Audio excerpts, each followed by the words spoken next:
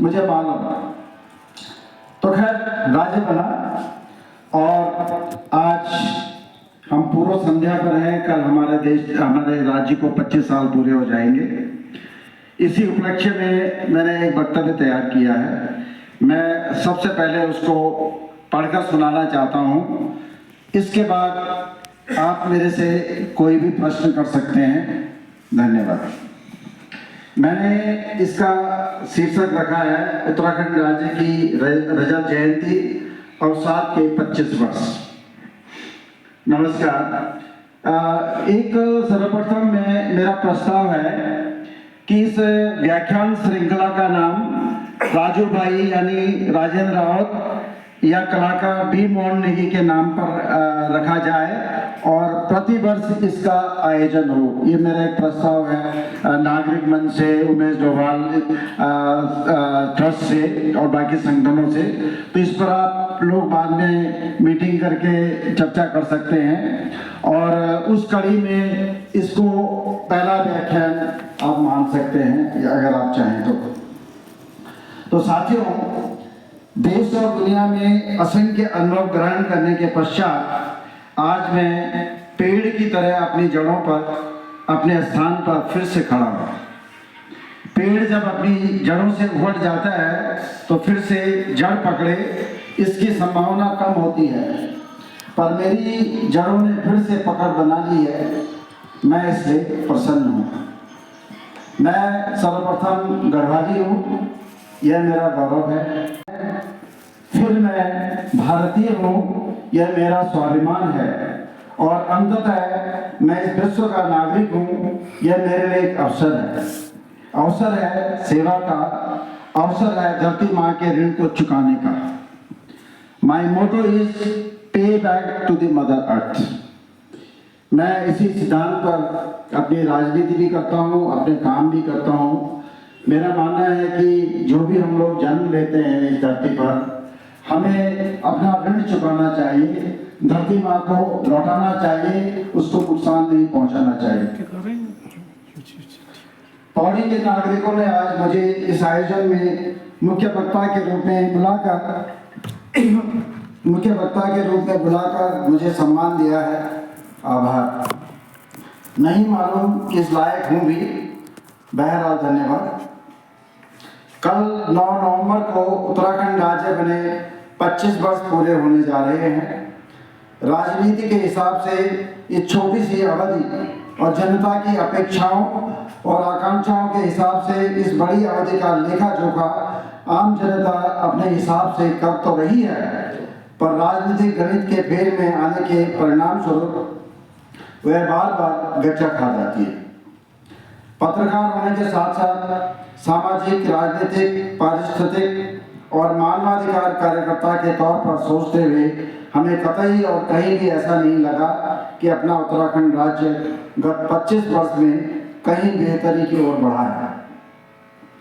जो विकास दिखाया जाता है या वर्णित किया जाता है वो कॉस्मेटिक है, केवल विज्ञापनों में है, अनावश्यक चारधाम चौड़ी सड़क में है, देश की सुरक्षा के नाम पर पूंजीपतियों के लाभ के लिए बनाई जा रही ऋषिकेश कर्णप्रयाग जैसे रेल लाइन में है, जंगलों को काटकर बनाए जा रहे पंचतारा होटलों और रिजॉर्टों में है, और सबसे बढ़कर सरकार से लेकर मुख्यमंत्री और मंत्रियों की झूठी छवि बनाने के लिए अरबों रुपए खर्च किए जा रहे हैं।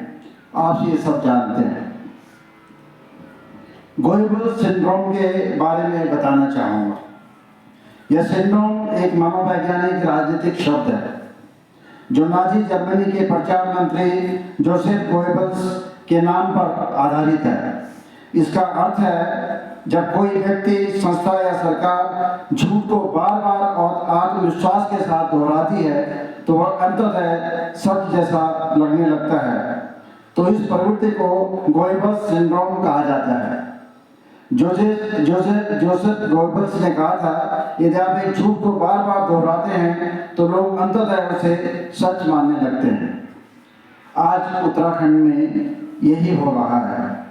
झूठ को जानबूझकर प्रचार के माध्यम से फैलाया जा रहा है। जनता की भावनाओं और विश्वासों को अपने ढंग से नियंत्रित करने का प्रयास किया जा रहा है।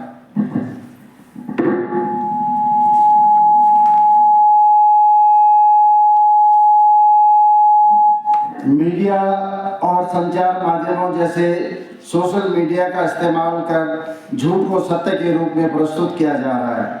विरोधी दलों के लोकतांत्रिक विचारों को दबाने और बदनाम करने के प्रयास हो रहे हैं। चाटुकारों के अलावा पत्रकारों और कलाकारों तक का दुरुपयोग किया जा रहा है। हमारे स्वास्थ्य मंत्री जब कहते हैं कि उत्तराखंड में पहले रोगी डॉक्टर को ढूंढते थे, पर अब डॉक्टर सरप्लस हो गए हैं तो उन्हें रोगी ढूंढने पड़ रहे हैं। तो ये सीधे सीधे गोएबल्स सिंड्रोम है जिसका वे शिकार हो गए हैं। कहने का अर्थ है कि जब कोई राजनीतिक दल या नेता किसी झूठे दावे को बार बार दोहराता है तो जनता उसे सच मानने लगती है। वस्तुतः राज्य में जिस पार्टी की सरकार है उसकी विचारधारा की जड़ें वास्तव में झूठ और फरेब में गड़ी हैं। कहना चाहूंगा कि ऊपर की परत उतार दें तो नीचे सब कुछ वैसा ही है जैसा 25 वर्ष पहले या उत्तराखंड राज्य बनने से पहले था। अनेक सवाल आज अपनी गरिमा, अपनी आभा और अपनी तपिश खो चुके हैं।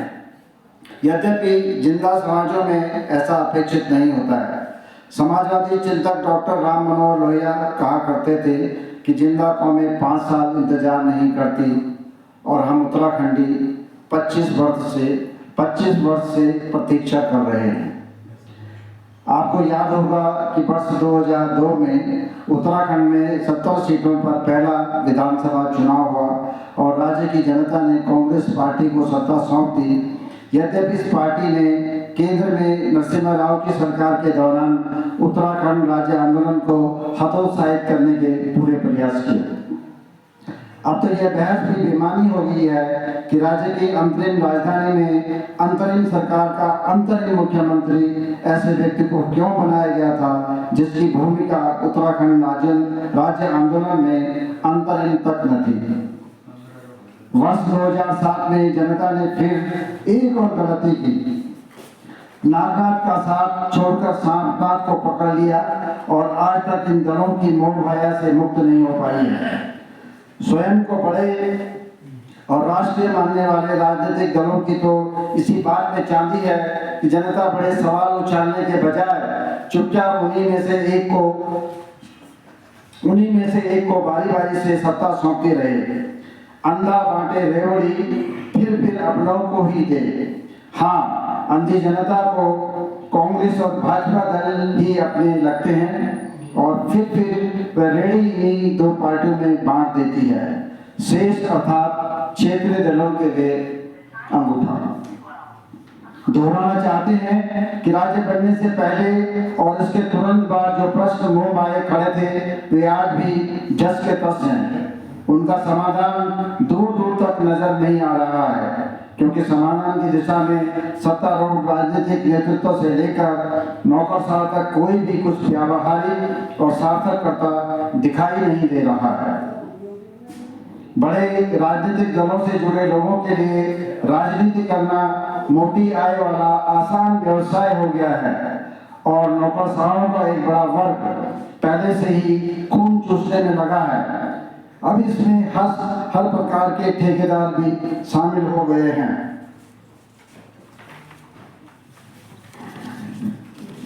राजनीतिक दलाली करने वाले ठेकेदार सबसे ज्यादा खतरनाक हैं। हाकम जैसे लोग इसी वर्ग से आते हैं। नेता लोग स्वयं नेता बजरी और वन माफिया बन गए हैं। हरिद्वार से सांसद त्रिवेंद्र रावत यह मामला संसद में उठा चुके हैं।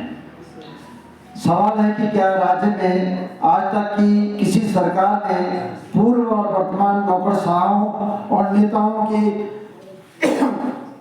संपत्तियों, थोड़ा पानी मिलेगा, परिसंपत्तियों का सोशल ऑडिट कर, मैं इसको दोबारा पढ़ता हूँ। सवाल है कि क्या राज्य में आज तक की किसी सरकार ने पूर्व और वर्तमान नौकरशाहों और नेताओं की परिसंपत्तियों का सोशल ऑडिट करने की आवश्यकता समझी, और क्या ये पता लगाने का प्रयास किया कि उनकी पार्टियों के नेता और कार्यकर्ता कैसे हाई प्रोफाइल जीवन जीते हैं? हमसे पूछे तो बहुत स्पष्ट तौर पर कहना चाहेंगे कि लोकतंत्र में न तो हमें अपने जिलों में कलेक्टर चाहिए और न ही पुलिस कप्तान। विकसित और लोकतांत्रिक देशों में कलेक्टर और पुलिस कप्तान की उपनिवेशवादी व्यवस्था समाप्त की जा चुकी है। हमारा सवाल है कि त्रिस्तरीय पंचायती चुनाव में जो जनप्रतिनिधि जीतकर आते हैं वे क्या सजावट के लिए हैं? उत्तर है, इन जनप्रतिनिधियों के नेतृत्व में कलेक्टर और पुलिस कप्तान जैसे लोग काम करें और प्रशासन को जनता के प्रति जवाबदेह बनाएं। यूनिवर्सल सिविल कोड यूसीसी तो उत्तराखंड सरकार ने आनंद फानंद में लागू कर दिया, पर इस बारे में नहीं सोचा कि किस प्रकार से लोकतंत्र को आम नागरिक के द्वार पर ले जाया जा सकता है। त्रिस्तरीय पंचायत व्यवस्था को अप्रभावी बने रहने दिया जा रहा है। इसका एक कारण हमारी चुनाव प्रणाली भी है। First pass the post system पुराना पड़ चुका है, इसे बदलने की आवश्यकता है। कुल मिलाकर आम आदमी और हर गांव देहात की वही हालत है जो राज्य बनने से पहले थी। वास्तव में समाज का एक बड़ा वर्ग तो ये सोचने लगा है कि राज्य न बनता तो बेहतर स्थिति होती। यह वर्ग घोर निराशा में ऐसा सोचता है, और इसलिए भी कि उसके आसपास के माहौल में कोई बदलाव नहीं है। उत्तर प्रदेश में रहती हुई जनता को शासन प्रशासन की जिस उपेक्षा और उदासीनता से आए दिन साक्षात्कार होता था, उसमें कोई परिवर्तन नहीं आया है। जितना दूर पहले लखनऊ था, उससे भी दूर और महंगा देहरादून हो गया है। एक वाक्य में कहें तो भावनात्मक रूप से देहरादून उत्तर प्रदेश के लखनऊ से भी बहुत दूर है। पड़ोसी राज्यों के लोगों ने उत्तराखंड के संसाधनों पर कब्जे कर लिए हैं। कोई ऐसा बड़ा मार्ग नहीं रह गया है जिसके आसपास की जमीनें दिल्ली मुजफ्फरनगर से लेकर लुधियाना और न जाने कहां तक के लोगों ने खरीद ली हैं। सच में उत्तराखंड राज्य एक गिरवी राज्य है। जमीनों पर बाहरी लोगों के साथ साथ अपने आप को साधु संत और स्वामी बाबा कहने वालों के अंधाधुंध कब्जे, सरकार पर विश्व बैंक से लेकर न जाने किस का कर्ज, अपने पानी अपने बांधों पर राज्य का अधिकार नहीं, और न जाने क्या क्या है। कोई जब कपूर साबित होता है तो माँ बाप तक कहते हैं कि ऐसी औलाद से अच्छे तो बे औलाद ही थे। यही भाव रह रहकर खासकर उत्तराखंड की पर्वतीय जनता के मन में आता है।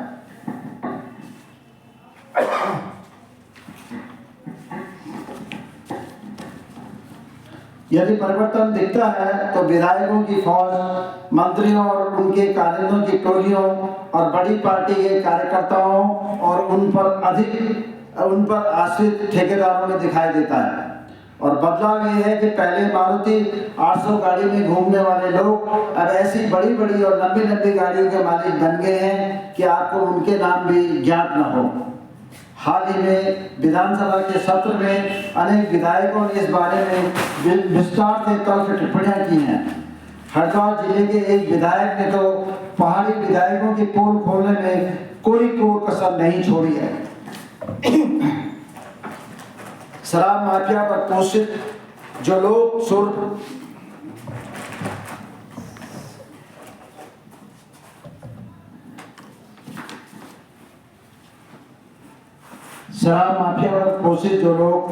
शोर मचाती मोटरसाइकिलों में सवार होकर अपना रौब-दाब जमाते थे, वे अश्लील सी दिखने वाली बड़ी और भद्दी गाड़ियों के भीतर रंगलीलियां मनाते हुए पकड़े जाते हैं। अंकिता भंडारी जैसे बच्चों के सपनों और जीवन को रौंदने वाले यही लोग हैं। उत्तराखंड में कार्यरत नौकर साहब भी पहले की अपेक्षा ज्यादा स्वच्छंद और साधन संपन्न हुए हैं। उत्तर प्रदेश में जिन्हें कोई नहीं पूछता था, वे भी उत्तराखंड में आज रसूख और रौब-दाब रखते हैं। उनकी मैडमों ने तो जनता के हित के नाम पर तरह तरह की संस्थाएं खोल ली हैं और अपनी सुविधाओं के लिए उन्हें कामधेनु की भांति उपयोग करती हैं। आश्चर्य होता है कि हजारों संस्थाओं की उपस्थिति के बाद भी राज्य की स्थिति जस की तस क्यों बनी हुई है। मंत्रियों, विधायकों और उनके निकट संबंधियों ने नामी बेनामी तरीकों से कॉलेज और संस्थान खोल लिए हैं और अपने आने वाली पीढ़ियों की रोजी रोटी का पक्का बंदोबस्त कर लिया है। अनेक सांसदों का हाल भी यही है, पर बेचारी जनता। भ्रष्टाचार और उदासीन नौकरशाही की समस्या कितनी कोणीय है, किसी को मालूम नहीं है। तिब्बत के चप्पे चप्पे की खोज कर पहली बार वहां का नक्शा बनाने वाले पंडित नैन सिंह रावत जैसे अन्वेषक यदि आज जीवित होते तो वह भी इन कोणों का सही आकलन नहीं कर पाते। भ्रष्टाचार और नौकरशाही उन दृष्टिहीन व्यक्तियों की तरह है जो हाथी को नहीं देख पाने की स्थिति में स्पर्श द्वारा अपने अपने ढंग से हाथी को परिभाषित करते हैं। हाथी के पूरे आयामों का वर्णन किसी के पास नहीं है। इस तरह की विशुद्ध व्यापारिक गहमा गहमी में आम आदमी के हालात कतई नहीं बदले हैं। खासतौर पर उत्तराखंड के पर्वतीय लोगों को आज भी अपनी रोजी रोटी के जुगाड़ के लिए उतना ही संघर्ष करना पड़ता है जितना कि उत्तर प्रदेश में रहते हुए या देश की आज़ादी से पहले करना पड़ता था। हाँ, सड़कें जरूर गांव के ज़्यादा नज़दीक पहुंची हैं, लेकिन इन सड़कों के रास्ते तमाम तरह की विकृतियां और भ्रष्टाचार के औजार भी गांवों तक पहुंचे हैं। भ्रष्टाचार के इन शस्त्रों ने समाज की रचनात्मक सक्रियता को ध्वस्त करने के प्रयास ज्यादा किए हैं। यही कारण है कि गांवों में विकास भले ही न पहुंचा हो, लेकिन विकृतियां अवश्य पहुंच गई हैं। इन विकृतियों ने बड़ी संख्या में लोगों को इतना अक्षम बना दिया है कि उन्हें अपने अधिकारों और अपेक्षाओं की चिंता ही नहीं है।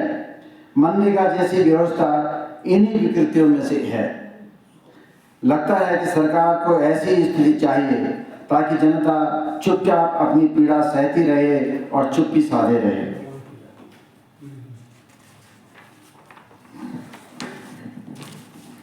नेतागण ऐसी स्थिति में अपने वाक चातुर्य और प्रेस के एक वर्ग के साथ अच्छे संबंधों के चलते झूठी वाहवाही लूट रहे हैं। इस वाहवाही का फायदा वे अपने आप को सत्ता में बनाए और बचाए रखने में करते हैं। मुख्यमंत्री तक अब धाकड़ कहलाना पसंद कर रहे हैं। लोकतंत्र का इससे बड़ा क्या मजाक होगा। और जब तक कुछ पता चलता है तब तक अगले चुनाव आ जाते हैं और जुगाड़ यही रहता है कि देहरादून में कुछ न मिले तो दिल्ली में ही सही, अर्थात जनता की सेवा नहीं, अपने अपने स्वार्थों की पूर्ति का धंधा पूरे जोरों पर है। पूरी निर्ममता के साथ ये काम 25 वर्ष से चल रहा है। कांग्रेस और भाजपा में कोई अंतर नहीं रह गया है। ये पार्टियां एक ही सिक्के के दो पहलू हैं। रूप कुछ भिन्न है पर आकार प्रकार एक जैसा। ये बात क्या इस बात से साबित नहीं हो जाती कि इन पार्टियों के अनेक नेता दोनों पार्टियों में मंत्रित्व का सुख भोग चुके हैं या भोग रहे हैं। और क्षेत्रीय राजनीतिक दल समाज के वंचित वर्गों की तरह हाशिए पर धकेल दिए गए हैं। जनता को जागरूक करने का काम करने वाले ये क्षेत्रीय दल थकते दिखाई दे रहे हैं। जनता भी संघर्ष की राह पर चलने से बेहतर मनरेगा की राह को अधिक लाभकारी समझ रही है। संघर्ष के बारे में उसकी समझ कुंद होती जा रही है और धार भी पैनी नहीं रह गई है। आज इस बात की जरूरत अधिक महसूस की जा रही है कि लोग जागरूक हों और घिसी पिटी पार्टियों के अलावा विकल्प की राजनीति के बारे में सोचें, लेकिन संभवतः उसका धैर्य डोल रहा है। जनता जान चुकी है कि इन पार्टियों और उसका चोली दामन का साथ है। वे जानती है कि जिन पार्टियों ने उनकी तस्वीर और तकदीर पिछले इतने वर्षों में नहीं बदली है, उनसे अब और उम्मीद करने की जरूरत नहीं है।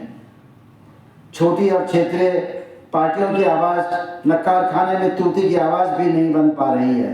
क्षेत्रीय पार्टियां समय समय पर कुछ करने का प्रयास करती हैं, पर बड़ी पार्टियों के प्रताप और आवामंडल के होते उनके प्रयास जनता को न तो दिखाई देते हैं और न ही मीडिया उन्हें जनता तक ले जाने का प्रयास करता है। राज्य बनने के समय जो मुद्दे ज्वलंत थे, आज भी उनसे आग निकल रही है। उत्तर प्रदेश के साथ परिसंपत्तियों के बंटवारे और टेरी विद्युत परियोजना में राज्य का हिस्से का मामला हो या हरिद्वार में स्थित उत्तर प्रदेश सिंचाई विभाग से अपने हिस्से का अधिकार लेने का मामला हो, सब में उत्तराखंड राज्य मुंह की खा चुका है। दूर जाने की जरूरत नहीं है। अपने श्रीनगर में जो ग्राउंड है जिसमें मेला लगा हुआ है वो भी उत्तर प्रदेश सिंचाई विभाग का है और हम उसको नहीं ले पाए हैं। और हमने सोचा था कि उत्तर प्रदेश के मुख्यमंत्री हमारे अपने हैं तो हमारा कुछ साथ देंगे, लेकिन ऐसा नहीं हुआ।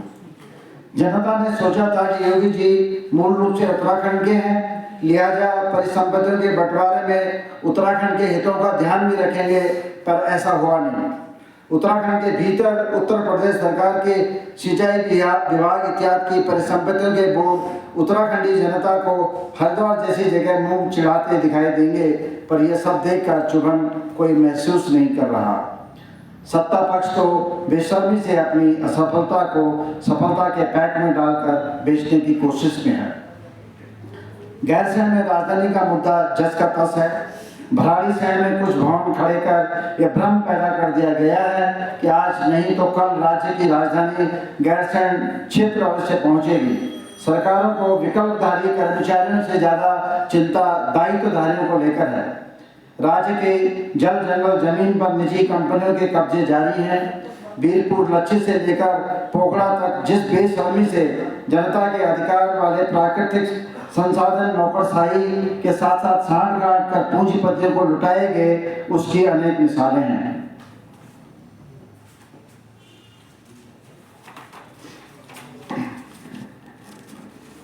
पनबिजली परियोजनाओं के लिए आवश्यक जन सुनवाई तक नहीं की जाती है। इसका नवीनतम उदाहरण पंचेश्वर पनबिजली परियोजना है। इसे लेकर जहां भी तथाकथित जन सुनवाई की गई, जनता और जागरूक लोगों को बोलने नहीं दिया गया। वरिष्ठ पत्रकार राजीव लोचन साहब से लेकर उक्रांत के वरिष्ठ नेता काशी सिंह यारी तक के साथ दुर्व्यवहार किया गया था। एक पत्रकार साथी ने बताया कि भक्तों की एक पार्टी ने ऊपर से आदेश दिए थे कि किसी भी स्थिति में जन सुनवाई पंचेश्वर बांध के पक्ष में करवाई जानी चाहिए, और ऐसा किया भी गया। और पंचेश्वर ही क्यों, राज्य में अनेक पन विद्युत परियोजनाओं का विरोध समय समय पर होता रहा और तब तक सरकार दमन करती रही और प्रभावी जनता सहती रही। प्रभावितों के अलावा राज्य के अन्य लोगों का कोई पीड़ा नहीं है। और आपको मालूम है कि जो टिहरी बांध है, जिसमें बड़ी संख्या में गांवों को विस्थापित किया गया और लोगों को अपने जल जंगल जमीन से अलग होना पड़ा, उसमें जो उत्तराखंड राज्य का हिस्सा था बिजली में, उसमें भी बेईमानी की जा रही है और उत्तराखंड सरकार को उसका पैसा सही ढंग से नहीं दिया जा रहा है। मुझे काशी सिंह यारी जी ने बताया कि उत्तर प्रदेश ने उत्तराखंड सरकार का 162,000 करोड़ रुपए देना है, जो कि उन्होंने नहीं दिया है। और इसके लिए न तो हमारे बीच में कोई जन आंदोलन है, न किसी दल में इस बात को लेकर चेतना है। और सबसे बड़ी बात है कि हमारी विधानसभा में जो विपक्ष के नेता हैं, विधायक हैं, वो इस मुद्दे को कभी भी नहीं उठाते हैं। और जब टिहरी जैसा बांध हमारे संसाधनों पर है, हमारी जमीन पर है, हमारे जल पर निर्भर करता है, हमें विस्थापित किया गया है, तो वो हमारे हिस्से में क्यों नहीं आया था। आपको याद होगा कि जब अभी वर्तमान रक्षा मंत्री जो हमारे हैं वो उत्तर प्रदेश के मुख्यमंत्री थे, तो उन्होंने कुछ 26 या 29 ऐसे प्रावधान किए थे जो सबके सब उत्तराखंड के विरोध में थे। और मैंने उन्हें दिल्ली में पत्रकार के नाते सवाल किया था कि क्या आप इनको वापस लेंगे, तो उन्होंने स्पष्ट तौर पे कहा था कि इनमें से एक को भी वापस नहीं लिया जाएगा। और जो हमारा राज्य बना है वो कतई हमारी जनता की आकांक्षाओं के अनुरूप नहीं बनाया गया है, उसे उत्तर प्रदेश का एक औपनिवेशिक राज्य बनाया गया है, और इसको आप भी महसूस करते होंगे। उत्तराखंड विधानसभा में विपक्ष के उपनेता भुवन कापड़ी ने हाल में विधानसभा में स्पष्ट रूप से कहा कि पिछले 25 वर्षों की उपलब्धियों का बखान तो खूब हो रहा है, लेकिन जमीनी स्तर पर स्थिति बिल्कुल उलट है। पिछले 25 वर्षों में हम उपलब्धियों और विकास के मामले में युवा नहीं हुए हैं, जैसा कि सत्ता पक्ष के विभिन्न वक्ताओं ने दावा किया है, बल्कि वास्तव में हम गले तक भ्रष्टाचार में डूबे हुए हैं।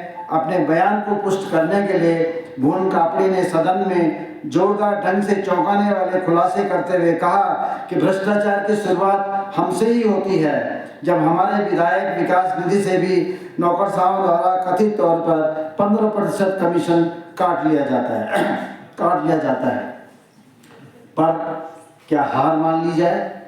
आवश्यकता तो इस बात की है उत्तराखंड की राजनीतिक, सामाजिक और आर्थिक परिस्थितियों को बदलने के लिए कमर कस ली जाए। निराशा हो जाने से काम चलने वाला नहीं है। आज 25 साल का घुप अंधेरा है तो क्या, कल सुबह की पौ तो फटेगी ही।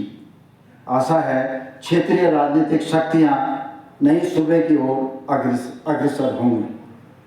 अंत में एक विचारणीय प्रश्न, यदि मंत्री और सरकार को रोजगार देने के बजाय शराब का ठेका युवाओं के घरों के पास लाने की चिंता अधिक हो, तब वास्तव में राज्य का भविष्य क्या होगा?